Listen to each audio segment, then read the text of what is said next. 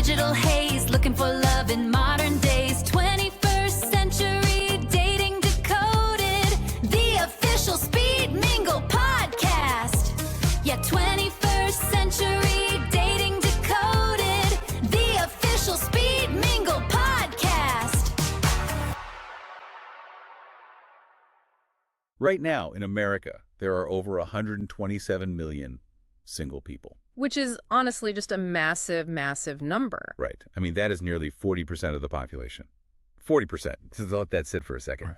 We're living in a moment where we have, supercomputers in our pockets. Algorithms running basically our entire lives. Exactly. Global networks that are ostensibly designed to connect us seamlessly to anyone on the planet. And yet somehow, we're living through what feels like the most isolated era in human history. It's the great paradox of our time, really. We built this incredibly robust communication infrastructure, and in the process, we managed to strip almost all the actual humanity out of the communication itself. It is wild. When you actually look at the numbers, people are exhausted. And you, listening to this deep dive right now, you might be nodding along because you've probably felt it. Yeah, there's a specific term for it that keeps popping up in the material we're looking at today. They call it swipe fatigue. Swipe fatigue. Yes. People are just so tired of the fake profiles, the endless curation, and, well, the very real paranoia about phishing scams and bots. Totally. So welcome to the deep dive. Today, we have a very specific mission. We are unpacking a massive fundamental shift in how adults are actually trying to meet, interact, and build communities in the 21st century. And this shift, I mean, it's happening entirely out of necessity.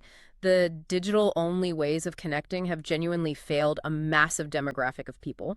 To figure out what happens next, we have a really interesting stack of source materials on the desks today. Oh, it's a great stack. Right. We're looking through corporate histories, FAQ pages, and some very specific event listings for a company called Speed Mingle. Plus, we're breaking down a YouTube video transcript that dives deep into the whole philosophy of adult social events. Yeah, alongside those incredibly sharp trend forecasting blog posts from the 21st Century Dating Decoded podcast. It gives us this really rare panoramic view of the whole situation. On one hand, we're looking at corporate strategy and business models, but on the other hand, we're getting this deep sociological observation of human loneliness and, well, connection. So the core question we have to answer today for you guys listening is this. How do we fix this broken digital dating landscape? How do you actually meet people when the apps have essentially turned into a digital wasteland? And the answer we found in this stack of research is honestly not what I expected at all. No, not at all. It is this bizarre yet somehow perfectly logical hybrid model. It really is. It suggests the solution is blending a heavy dose of early 2000s analog nostalgia. Like actually getting people back into physical rooms. Exactly. Blending that physical presence with highly advanced, privacy-first matchmaking technology that just operates invisibly in the background. But wait, before we get into the tech, we really have to talk about the history here.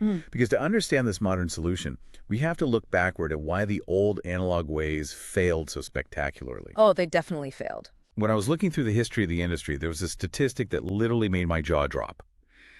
Apparently, approximately 90% of the speed dating companies that launched during that massive boom in the early 2000s. They ultimately failed. 90%. They didn't just fail, though. They completely vanished. 9 out of 10 companies just collapsed. Okay, hold on.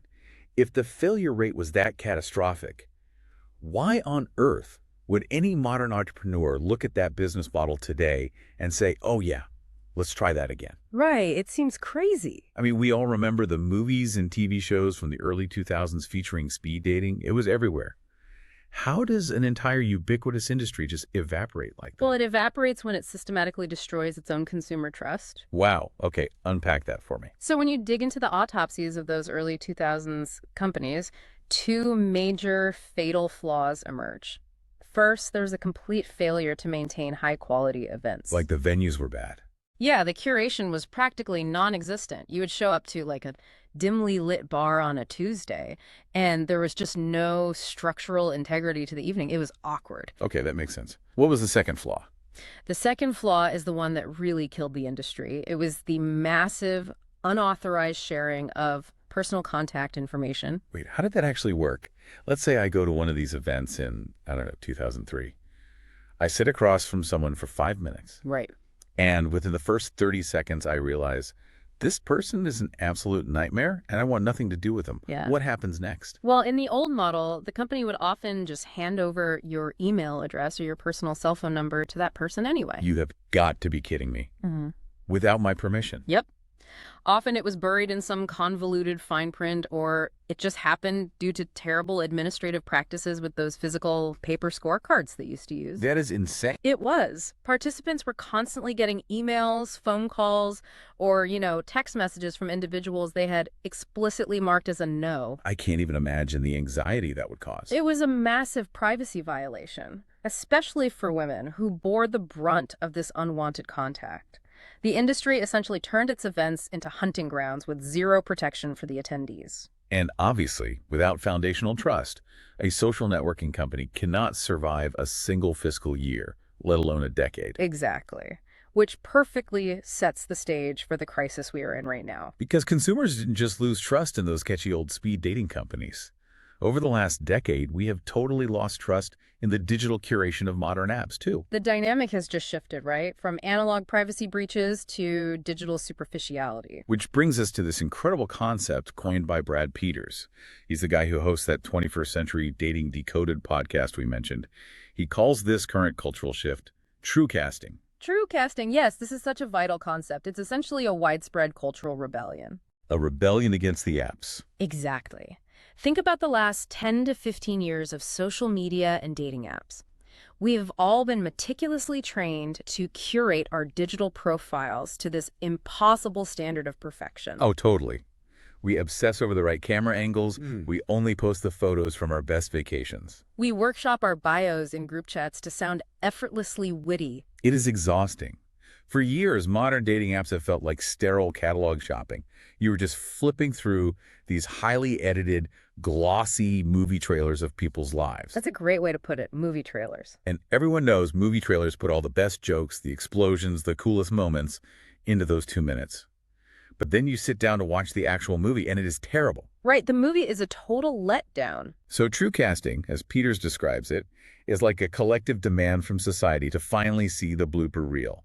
You want to see the real, unpolished, authentic human being, not the PR campaign they've built for themselves. I love that analogy because I think the blooper reel is where the actual personality lives. It's where you see how someone handles like a spilled drink or an awkward silence or a really bad joke. You cannot digitize that kind of spontaneous reaction. You really can't. And this demand for true casting didn't just appear out of nowhere either. Yeah. There was a very specific catalyst that proved how desperate people are for authenticity. So right.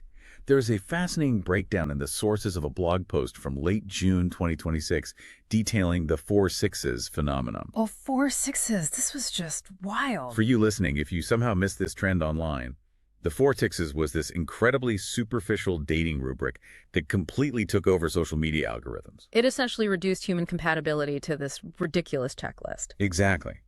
To be considered dateable, a partner had to make a 6-figure salary, be at least 6 feet tall, have a six-pack, and wait, what's the last one? I think it was a 6-month vehicle or something equally absurd, like a car less than 6 months old. Right, a 6-month-old car. It was a masterclass in reductionist metrics. But the crucial takeaway for our deep dive wasn't the trend itself. It was the massive, visceral backlash it generated. People hated it. They did, because when you reduce a complex human being to a spreadsheet of superficial stats, you strip away the very essence of what makes connection possible. The backlash proved that consumers have hit a wall. They are entirely exhausted by these metrics. They're desperately craving deeper, multi-dimensional compatibility that goes way beyond a checklist of physical and financial attributes. Okay, so we had this massive audience, 127 million singles. They are tired of fake digital profiles, they are completely over superficial checklists, and they are terrified of the privacy breaches that ruined analog dating 20 years ago. It's a tough spot to be in. So if everyone hates the current options, how do you actually fix it? That brings us to how one specific company managed to survive that 90% industry collapse by completely reinventing the wheel. Let's look at the evolution of Speed Mingle. The origins of the company are actually surprisingly humble. It didn't start in Silicon Valley with some massive tech incubator. It was founded in 2001 in Omaha, Nebraska. Omaha. I love that. Yeah, it was started by a young entrepreneur who was literally just looking for an alternative to the traditional, exhausting dating scene for themselves and their local friend group. They were genuine pioneers of that era, though. They introduced flagship concepts that became legendary in the socializing space. Things like the 4-minute date, Which was revolutionary at the time. and the lock and key mixer parties, and even those wild dine-in-the-dark events where you couldn't see the person you were talking to. It showed a continuous drive to experiment with how humans interact in physical spaces. But the timeline takes a major turn when Brad Peters enters the picture. The podcast guy. Yes. According to the corporate history, Peters actually attended a Speed Mingle event as a customer in Birmingham, Alabama in 2004. Oh, he was a customer first. He was. And he saw the structural potential of getting people in a room. So by 2006, he bought the entire concept and relocated the corporate headquarters to Birmingham. And he didn't just sit on it. He expanded it aggressively across the Southeast. He realized early on that connection wasn't just about straight people looking for marriage. Right. He added LGBTQ plus events, business networking nights, and even friendship and couples events. He was trying to build a broader community infrastructure. But then 2009 happens. The global economic downturn, it absolutely devastated the hospitality and events industry. Because people stopped going out. Exactly. Venues closed and discretionary spending just plummeted. It forced the company into a massive 14-year hiatus. Now, 14 years is a lifetime in business. It is. They effectively went dormant, just waiting out the storm and the subsequent rise of the swipe app era. But they didn't die. Because in late 2024, Peters relaunches Speed Mingle. And what fascinates me is that he doesn't just dust off the old 2001 playbook and try to run the exact same business. No, the literature heavily emphasizes that he returned with a, quote, comprehensive social ecosystem. Okay, let's unpack this. Because comprehensive social ecosystem sounds like pure corporate marketing speak. What does that actually mean in practice? How does that elevate a basic mixer at a neighborhood bar into something entirely different? To understand that, you have to look at the fundamental shift in vocabulary and structure they instituted. An ecosystem requires recognizing that humans have diverse, overlapping needs. Okay, so it's not just about one thing. Right. It means you have to definitively separate the concept of dating from the concept of mingling. They are absolutely not the same thing. And treating them as the same thing is why so many older events failed. We actually have a great breakdown from a YouTube transcript in the sources that dives into this exact philosophy. It contrasts traditional speed dating with this new concept of speed mingling, and the differences are basically night and day. Let's look at the mechanics of traditional speed dating first. The video describes it as a series of rigid, high-anxiety, 3 to 7 minute mini interviews. Mini interviews. That sounds awful. It is. And the entire objective, the only reason you are sitting in that chair, is exclusively to find a romantic partner. It is incredibly high pressure. You sit down, someone blows a whistle or rings a bell, the clock starts ticking, and your brain immediately goes into a binary assessment mode. Like, yes, I could potentially marry this person, or no, get me out of here immediately. It's an exhausting way to spend an evening. Speed mingling, conversely, is described as being structurally akin to a dynamic, low-pressure cocktail party. First of all, the duration of the connections is entirely different. Yeah, we see in the specific event listings, like that JustA Mid-Summer event in Pensacola, that these connections last anywhere from 10 to 15 minutes. 10 to 15 minutes is a massive difference. 3 minutes is an elevator pitch. 10 to 15 minutes is an actual conversation. You actually have time to settle in. Exactly.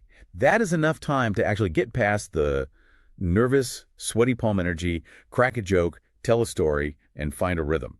But the biggest difference isn't just the extended time, it is the intent behind the conversation. The intent is huge. The goals in speed mingling are completely open-ended. You are not forced to look at the person sitting across from you as a potential spouse. And this is where the ecosystem concept really materializes.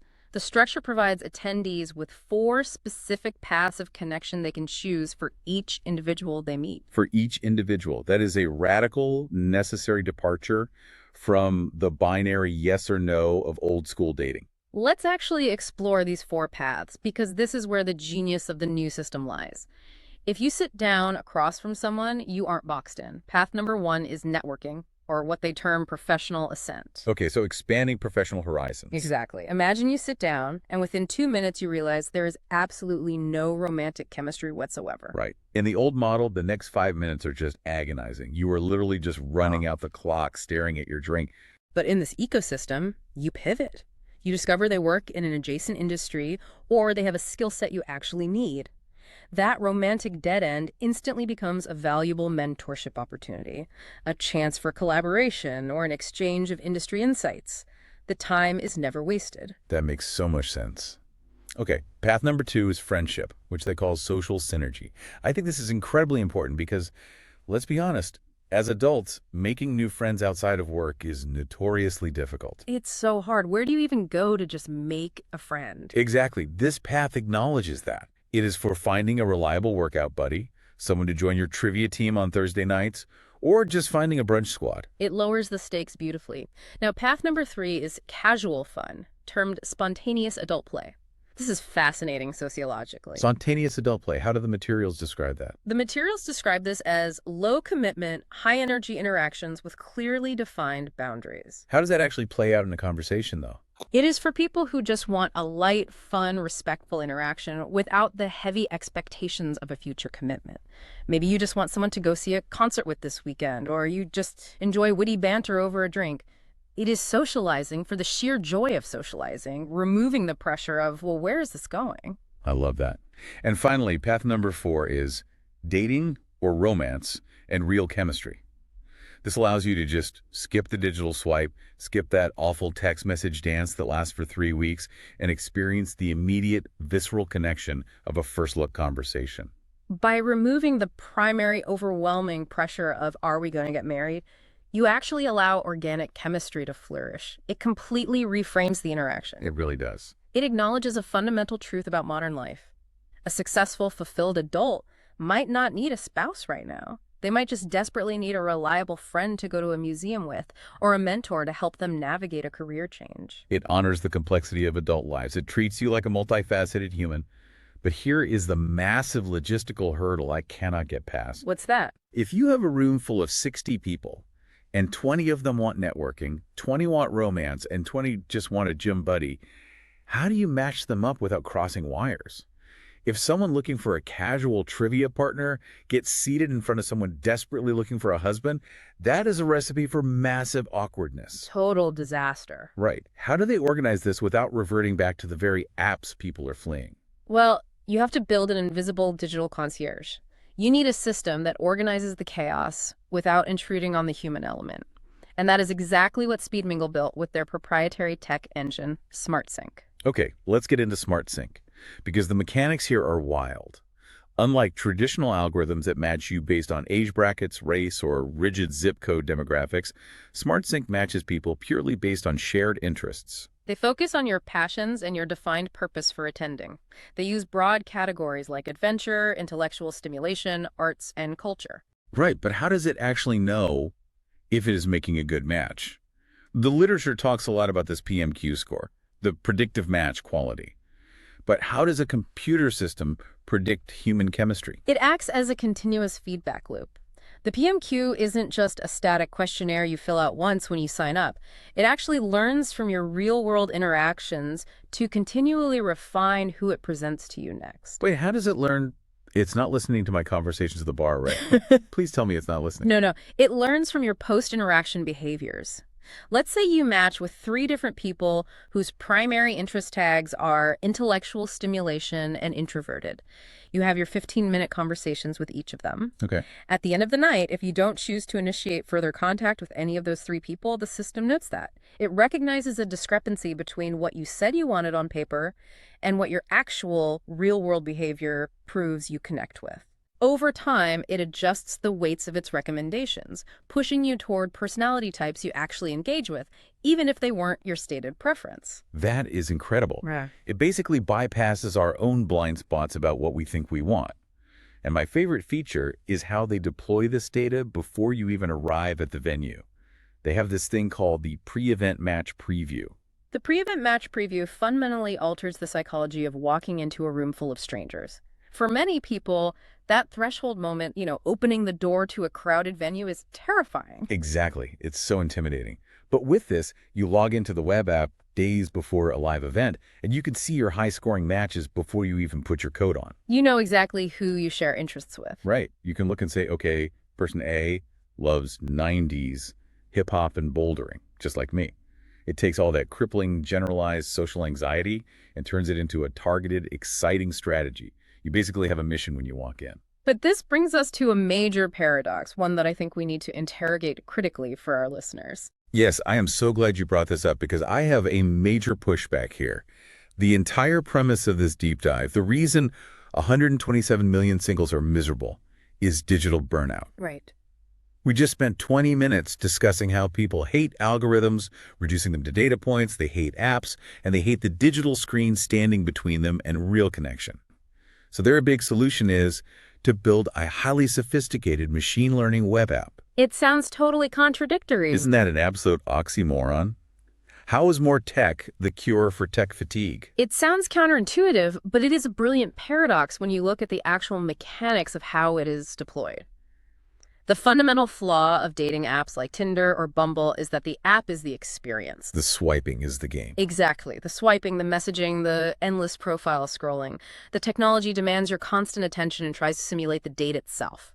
The brilliance of SmartSync is that it uses technology strictly for logistics and privacy, and then it deliberately gets out of the way for the actual human interaction. So it's more like a highly competent assistant who schedules the meeting, locks the door behind you, and then leaves the room. Exactly. It doesn't try to simulate the date, it just facilitates the meeting. And more importantly, it solves that massive 90% failure rate of the early 2000s companies. The privacy issue. The mechanics of how they protect your data are a masterclass in secure UX design. Let's break those privacy mechanics down. Because if I'm trusting this company, I need to know my Stalker X isn't going to get my phone number. First of all, the analog anonymity. Attendees only use their first names at the physical events. Total anonymity to start. You are just Sarah or David. And the post-event process is entirely revolutionized. You do not hand over a physical paper scorecard to a host who might lose it, or worse, share it inappropriately. You don't wait 48 hours in agony to get an email exposing your contact info to someone you didn't even like. Instead, you are in total control. If there is mutual interest after a conversation, you go into the SmartSync web app on your phone and you click a little paper airplane icon next to their profile. That simple icon is the key to the entire privacy fortress. Clicking it doesn't send them an email.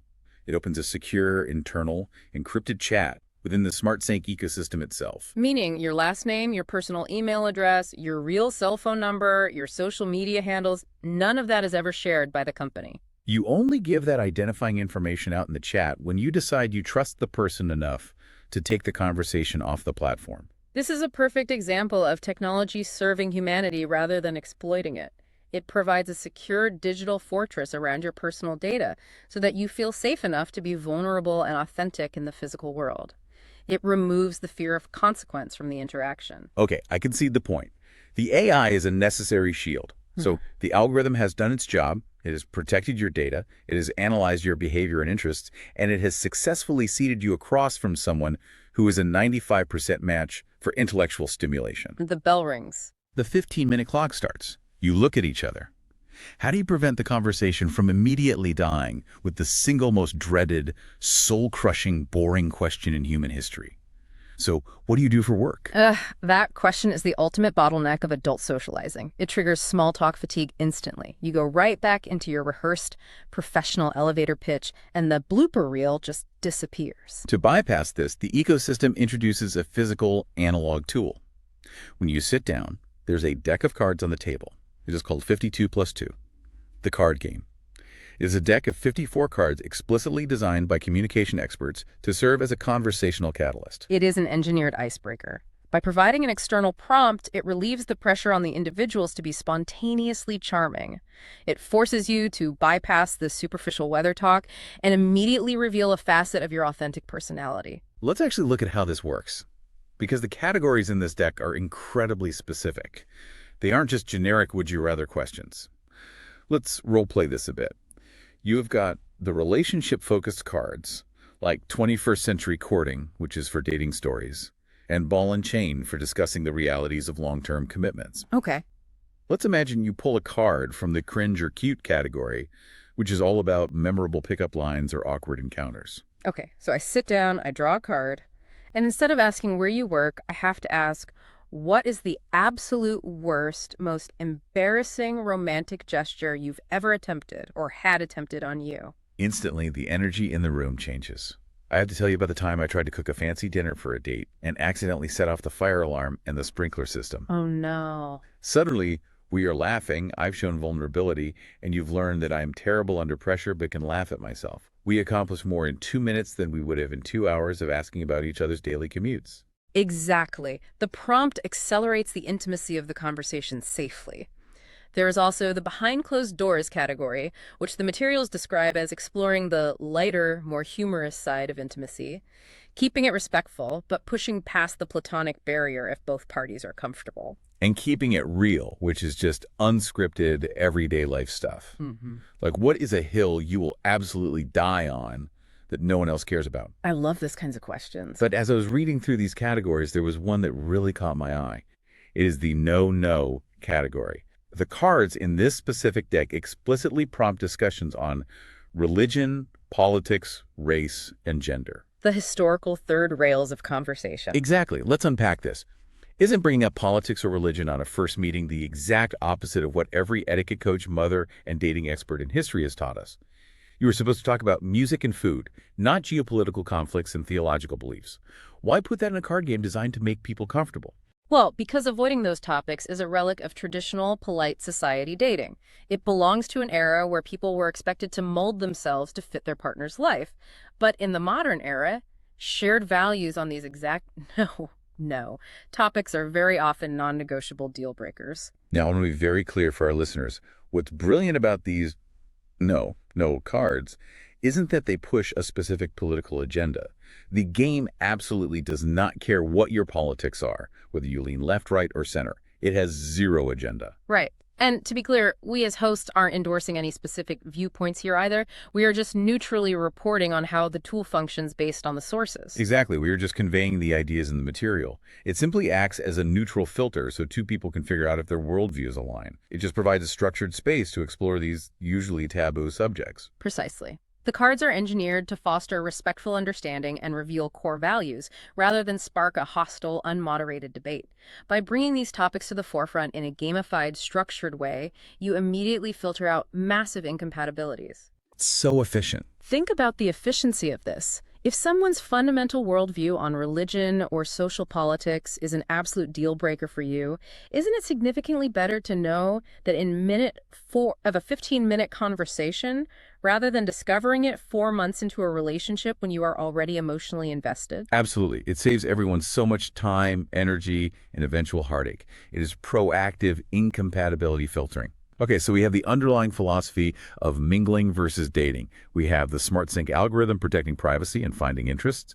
And we have the analog 52+2 card game, destroying small talk. You've covered a lot of ground. Let's make all these abstract concepts concrete for the listener. Let's look at exactly what a real-life event looks and feels like using a specific case study from the sources. The materials provide a highly detailed listing for an event that took place in July 2026. It is called the JustA Mid-Summer Speed Mingle. Let's set the scene. It is a Speed Mingle happenings event located at a venue called Bar Justa in downtown Pensacola, Florida. And the venue choice is not an accident. The sources give us a great feel for this place. The owner, Ian Capel, had a very specific vision for the space. He didn't want a pretentious, high-end wine bar where everyone feels the need to whisper. He wanted an unpretentious, lived-in neighborhood anchor. The physical environment is crucial for dictating the psychological comfort of these events. If the venue is too stiff, the attendees will be stiff. Right. The sources describe Bar Justa as being filled with character. Vintage PBR signs, a massive 1930s Coca-Cola billboard, and a hodgepodge collection of license plates on the walls.